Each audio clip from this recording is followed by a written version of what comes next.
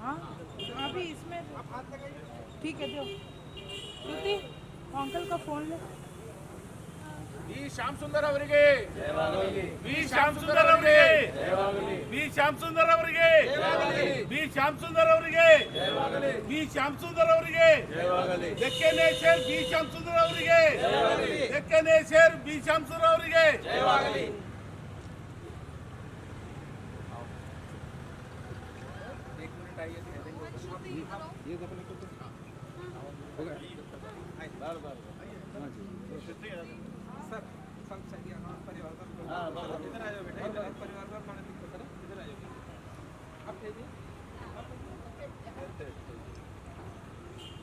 आप अंदर आइए परिवार ಒಂದು ಗ್ರೂಪ್ ಆಗಲ್ಲ ಅವ್ರದ್ದು ಗಲ್ಲಿದವ್ರ ಸೌಂಡ್ ಒಂದು ಗ್ರೂಪ್ ಆಗಲ್ಲ ಅವ್ರದ್ದು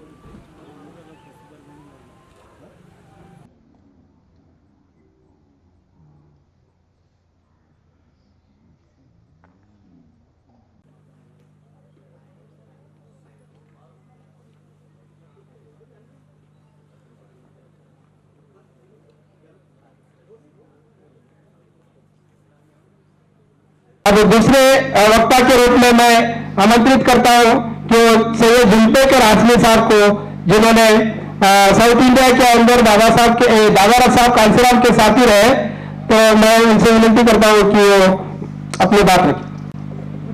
करुणाओं के सागर महात्मा गौतम बुद्ध, महात्मा ज्योतिराव फुले, शाहू महाराज, विश्वरत्न बाबा साहब अम्बेडकर, मान्यवर कांशीराम जी और बी श्याम सुंदर जी के विचारों को मैं पहले नमस्कार करता हूं। भाइयों, आज की ये बी श्याम सुंदर जी की जो जयंती तकरीब रखी गई है, इसकी सदारत मीना साहब कर रहे हैं और मालगे और माधव कामरे को मैं मुबारकबाद भी देता हूं कि आपने उनके भांजे शंकर राव साहब को भी यहां बुलाया है, नरसिंह राव साहब को, और साथ में कांशीराम जी के भी भांजे आए हुए हैं। तो भाइयों, श्याम सुंदर जी को दक्कन में लोग शेर दक्कन के नाम से याद करते हैं। उनके बहुत से साथी हैं और बड़ा खुशी हो रही है, आपने सिवेशकर साहब को यहां पर याद किया है। मुझे भी श्याम सुंदर जी के बारे में सबसे पहले सिवेशकर साहब ने छोटी सी किताब दी थी। उसके बाद सिवेशकर साहब ने बी श्याम सुंदर जी की वो किताब जिसका नाम द बर्न है, उसके बाद वो भू देवताओं का मैनिफेस्टो मैंने पढ़ा तो बाबा साहब का आंदोलन समझ में आया। और मुझे फख्र इस बात का है कि पूरे साउथ इंडिया में पहला मुसलमान हो जो जय भीम के नारे के साथ एक बार विधानसभा देख चुका। जय भीम के नारे में क्या कमाल है, मैं फख्र से कहता हूं जय भीम, कोई शर्म की बात नहीं। आज बड़ी खुशी होती है, हमारे कुछ साथी भी कांशीराम जी के आंदोलन के यहाँ पर अनिल है, बक्कप्पा दंडिंग जब से गाड़ा गा रहे थे, हम भी ऐसे ही गाते थे, मिले आते ट्रेन में खाते थे, कपन पार्क में सोते थे। कांशीराम जी ने तो हमको वो ट्रेनिंग दी है, भाई इन महापुरुषों की बात अगर याद करो, आज अगर देखते हैं हम, और बड़ी खुशी मुझे इस बात की हो रही है कि माले साहब आए हुए हैं, क्योंकि ये श्याम सुंदर जी का आंदोलन देख चुके हैं। और कई लोग हैं जो बी श्याम सुंदर के आंदोलन से ऊपर आए हैं। इवन धर्म सिंह साहब भी मुझे बोले थे कि श्याम सुंदर जी के क्या मकसूद साहब हैंडबिल वो बातें हैं, श्याम सुंदर जी के इलेक्शन के एजेंट रहे हैं। श्याम सुंदर जी ने सेकंड लाइन लीडरशिप को तैयार किया, मगर अफसोस इस बात का है क्योंकि कुछ बातें बोलना चाहते हैं मगर नहीं भी बोल सकते। बी श्याम सुंदर जी जब इसी बीदर के भालकी के एमएलए थे। बी श्याम सुंदर जी निजाम स्टेट में कैबिनेट मिनिस्टर थे। बी श्याम सुंदर जी मूल भारती का नारा बने और बी श्याम सुंदर जी ने सबसे बड़ा नारा क्या लगाया? हम पस्त कौम नहीं है, हम पस्त करदा कौम है। हम पस्त नहीं है, हमको पस्त बनाया गया है।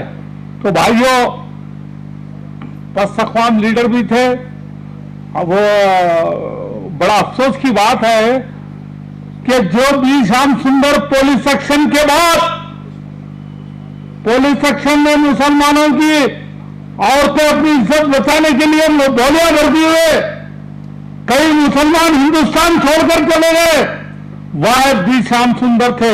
इसी उस्मानगंज में मुसलमानों को हिम्मत दी, हौसला दिया, लेकिन वही बी श्याम सुंदर को हम भूल गए।